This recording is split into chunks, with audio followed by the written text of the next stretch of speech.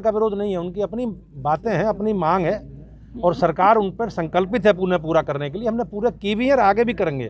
तो उनका स्नेह और आशीर्वाद इस प्रदेश की, देश की महान जनता का भाजपा को मिला है और आगे भी मिलेगा। और मैं एक बार फिर दोबारा दोहराता हूँ, पिछले लोकसभा चुनाव से बड़ा गठबंधन कोई नहीं। सपा बसपा राष्ट्रीय लोकदल का गठबंधन हो गया था। हम 80% से ज़्यादा लोकसभा की सीटें उत्तर प्रदेश में जीत के आए हैं। सर, बुलंदशहर में एक जिला पंचायत मॉल बनाया गया है जिसको पूरी तरह अनदेखा किया गया है। ना वहाँ सफाई है, ना लाइट है, ना कोई व्यवस्था है, ना ही लोगों को 5-6 साल बीतने के बाद पोजीशन दिया गया है।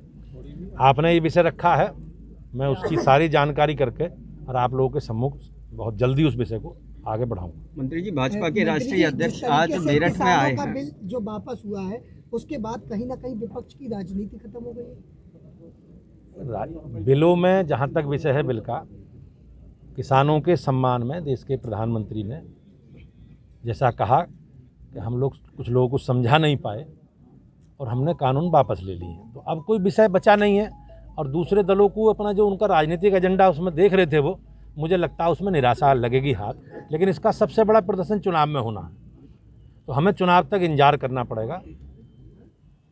किसानों पर दर्ज मुकदमे वापस होंगे? ये एक सरकार ने एक कमेटी बनाई है और सरकार किसान संगठनों से वार्ता करके सारे विषय का समाधान निकालने का काम करेगी।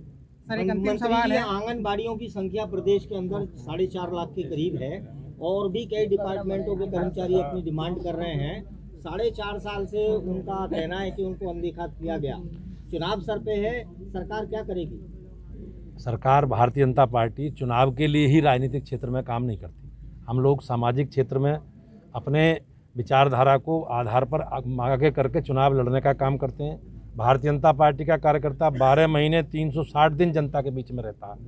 क्षेत्र पंचायत सदस्यों के काफी डिमांड हैं और उनकी भी मांग है। उनके सबकी मांग सरकार पूरी करेगी। आज क्या कार्यक्रम था जो आप यहाँ आए?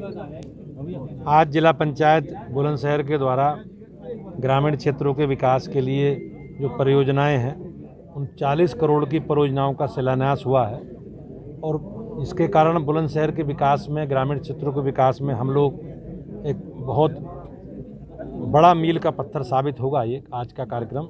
और मैं जिला पंचायत की अध्यक्ष महोदय का, माननीय सांसद जी का, माननीय विधायकों का, आदरणीय मंत्री जी का सबको शुभकामनाएं देता हूं कि जिनके सबके प्रयास से आज 40 करोड़ के इस कामों का आज शिलान्यास करने का अवसर मुझे मिला है। और मैं बुलंदशहर की जनता को अपनी सरकार के प्रति जो हमारी प्रतिबद्धता है विकास को, उसे दोहराते हुए माननीय मुख्यमंत्री जी के नेतृत्व में हम सब लोग मिलकर ग्रामीण क्षेत्रों के विकास के लिए संकल्पित हैं और ये आज ही उसका ये विषय है। सर, आप आज यहाँ आए, अभी थोड़ी देर पहले अपने भाषण में भी आपने कहा कि सरकार ने काफ़ी हद तक भ्रष्टाचार को मिटा दिया है और उस पर काम भी कर रही है। साथ ही साथ आपने ये भी कहा कि इस पर और काम करने की जरूरत है। क्या आप मानते हैं कि अभी भ्रष्टाचार सरकारी सिस्टम की जड़ों में है? देखो, भ्रष्टाचार एक सामाजिक विषय है। प्रदेश की सरकार ने, केंद्र की सरकार ने, माननीय योगी जी ने, माननीय मोदी जी ने एक संकल्प के साथ इसे समाप्त करने का काम हम लोगों ने किया है। लेकिन जैसे मैंने कहा कि अगर कहीं इस तरह की बात है तो हम लोग आगे संकल्पित है सरकार उसे समाप्त करने के, उसके सामूल नष्ट करने के। सर, आप गांव देहात से जुड़े हुए हैं और आपका डिपार्टमेंट भी गांव देहात का ही है।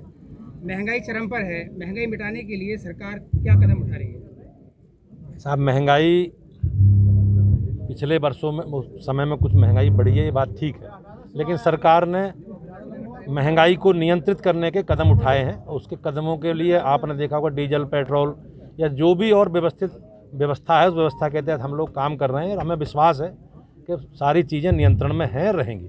आगामी विधानसभा चुनावों को लेकर क्या रणनीति है? तमाम जो सियासी जमात के लोग हैं वो एकजुट हो गए हैं, बाकी एक खेमे में सिर्फ भारतीय जनता पार्टी बची है। क्या आपने देखा होगा पिछले लोकसभा चुनाव से बड़ा गठबंधन नहीं है। सपा बसपा राष्ट्रीय लोकदल तीनों एक साथ चुनाव लड़े, तो उनका राजनीतिक दलों का गठबंधन है, हमारा जनता का गठबंधन है जी। जनता का गठबंधन हमसे है। राजनीतिक दल तो कुछ भी कर लें, पिछली बार से 19 से बड़ा गठबंधन कोई नहीं हो सकता।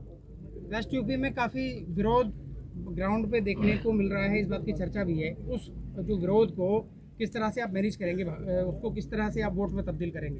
क्या रणनीति है भारतीय जनता पार्टी? पश्चिमी उत्तर प्रदेश के लोग अपने विषय को आक्रामकता से रखते हैं और स्वाभाविक रूप से रखना भी चाहिए। लेकिन उनका विरोध पार्टी का है, सरकार का विरोध नहीं है, उनकी